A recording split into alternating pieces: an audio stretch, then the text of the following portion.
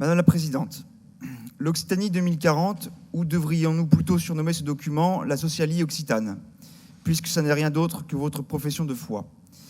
On y retrouve une logorée aussi creuse que vaniteuse, République des territoires, récit d'engagement positif et collectif, choix du faire ensemble pour le vivre ensemble, sans oublier vos poncifs, tout d'abord immigrationnistes, avec l'Occitanie est depuis toujours une terre d'accueil et d'asile, elle doit le rester, européiste ensuite, faire vivre l'Europe, cela se passe autant ici en Occitanie qu'à Bruxelles, et enfin progressiste, avec cette conviction nous conduit à refuser avec force les discours passéistes, catastrophistes, réactionnaires qui font le lit des extrémistes. Si la forme de votre document est indigeste, le fond est famélique.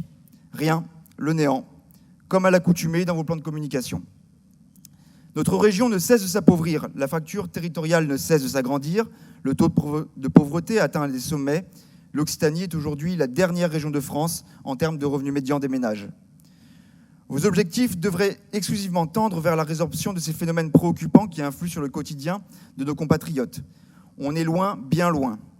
En effet, une de vos priorités est le parrainage des migrants par des élus. Les migrants et toujours les migrants. Vous avez déjà déboursé pas moins de 3,2 millions d'euros hors compétences pour l'accueil des demandeurs d'asile et pour en faire la promotion auprès de nos compatriotes, notamment les plus jeunes. Mais ça ne vous suffit pas. Vous voulez faire pression pour que ceux qui ne répondent pas aux critères de l'asile, c'est-à-dire la grande majorité des migrants, restent malgré tout sur notre territoire. Votre parrainage n'est rien d'autre qu'un outil de pression scandaleux pour légaliser les clandestins qui saturent les hébergements d'urgence de droit commun au détriment de nos compatriotes les plus démunis. Votre autre priorité est de lutter contre le racisme et l'antisémitisme.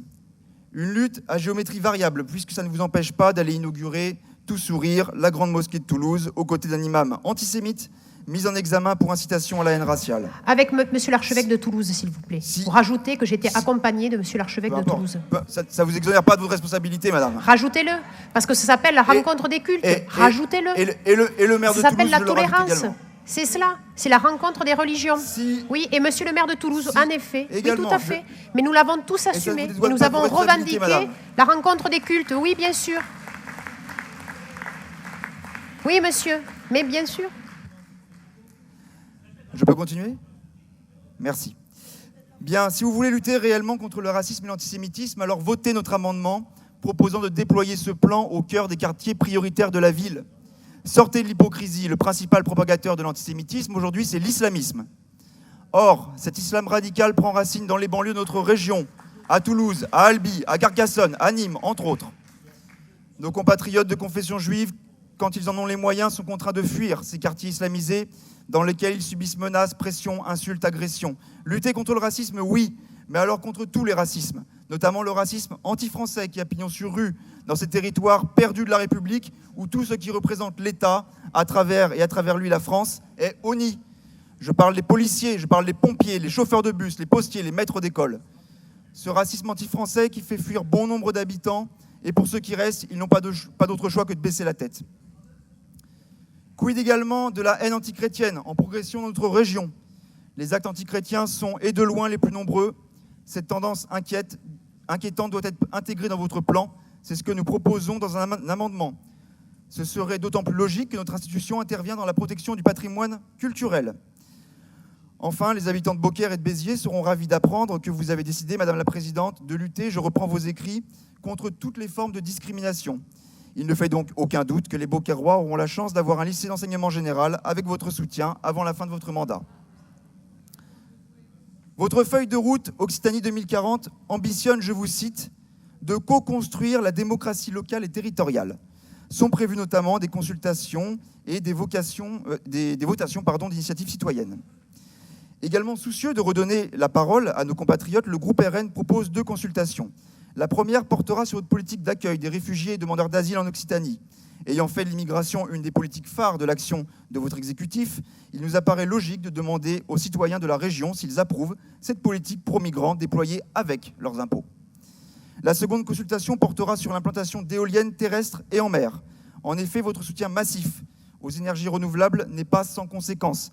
Répercussions sur la santé des riverains et de la faune, détérioration des sols, pollution visuelle, augmentation des émissions de CO2 dues à un facteur de charge très bas, développement d'un réseau d'influence sur les décideurs publics. Chaque implantation d'un parc éolien donne lieu à d'importantes oppositions de la part des riverains, rapidement étouffées par les promoteurs éoliens avec la complicité des élus. Esselés, démunis, nos compatriotes n'ont ainsi pas la possibilité d'être entendus. Leur bien-être n'a pas à être sacrifié sur l'autel de vos lubies idéologiques. Laissez-les donc s'exprimer librement et hors de toute pression lobbyistique.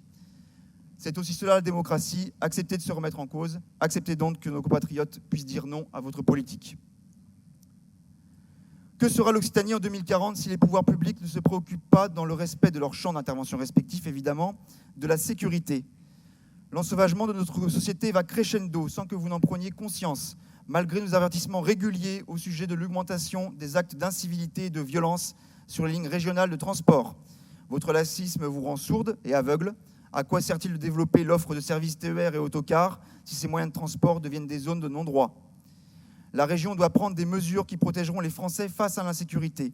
Dans le cas contraire, la modernisation des trains et des bus ne servira à rien, car nos compatriotes se reporteront sur d'autres moyens de locomotion, faute de pouvoir voyager en toute sérénité. C'est pourquoi nous vous proposons également d'intégrer à la liste des objectifs de la rubrique mobilité la sécurité comme garantie à apporter aux usagers des lignes de bus et de train. Pour conclure, Madame la Présidente, ne comptez pas sur le Rassemblement national pour valider en l'état un texte qui s'apparente au programme de campagne du Parti socialiste. C'est pourquoi, si nos amendements ne sont pas votés, nous ne voterons pas ce dossier. Je vous remercie.